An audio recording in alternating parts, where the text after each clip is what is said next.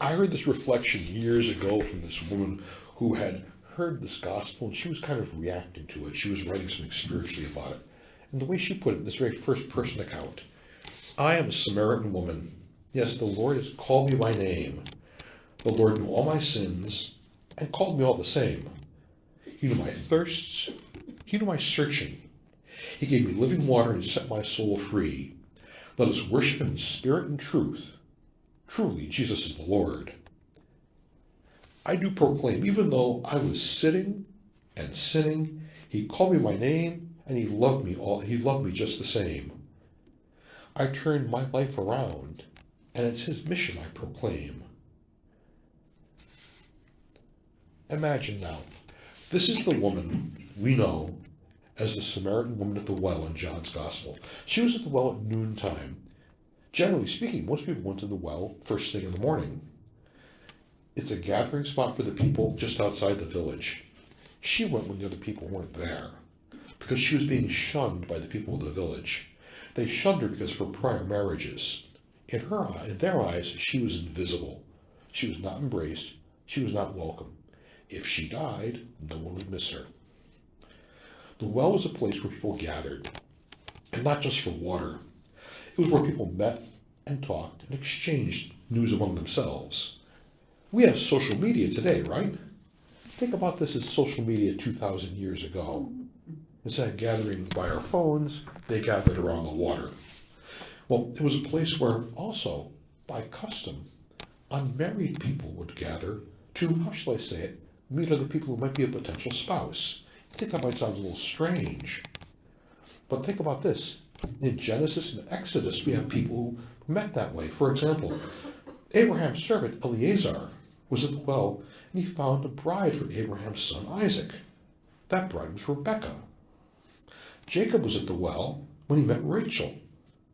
And in Exodus, Moses met his wife Ziphrah at the well. So what happens at the well? Well, the Samaritan woman met this Jewish man at the well that day.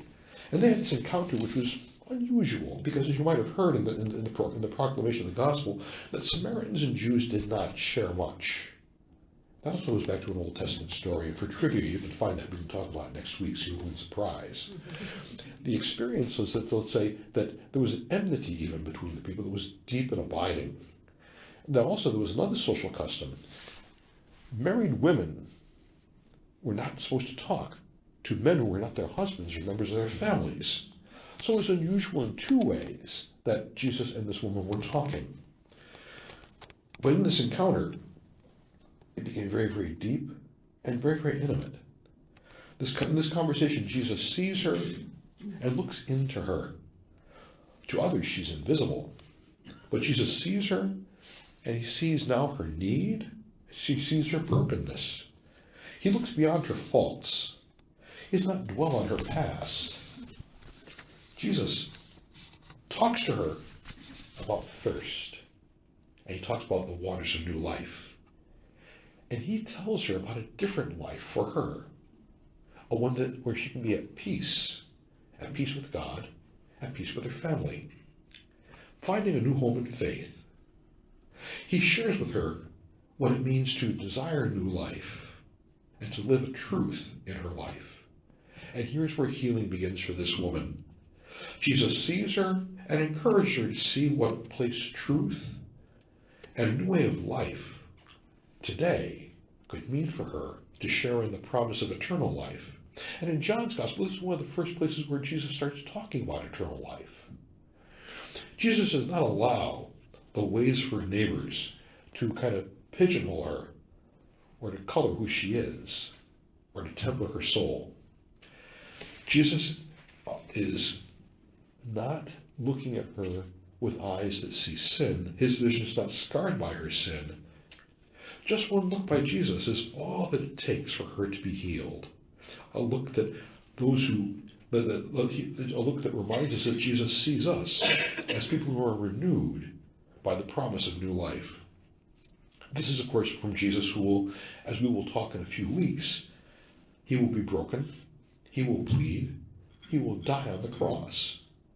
For all those who put him on the cross, he seems to be just one more. To the high priests and to the Romans, he is only just one more. He became invisible to them. While there are so many who in the world today are made invisible by customs or by shunning, let's remember that no one accounts for nothing. We are all made visible by Christ. We all share in the blessings of life that is given to us by a God who loves us with words that go beyond all telling. This is the faith in which we are initiated at the well of baptism. This is the conversation that you and I are called to have with Jesus ourselves. Now the woman, she was so taken by all that Jesus said to her and all that he meant to her, she ran into the village where she was unwelcome. And she told all the other villagers about Jesus. Could he be the Christ? And others came out to see him and to hear him. We are called to do the same ourselves, sharing the good news, remembering that we are at our heart an evangelizing people. May we take this time to lead our people out of darkness, to take away their invisibility, and let them know that they stand in the light of Christ and the promise of new life.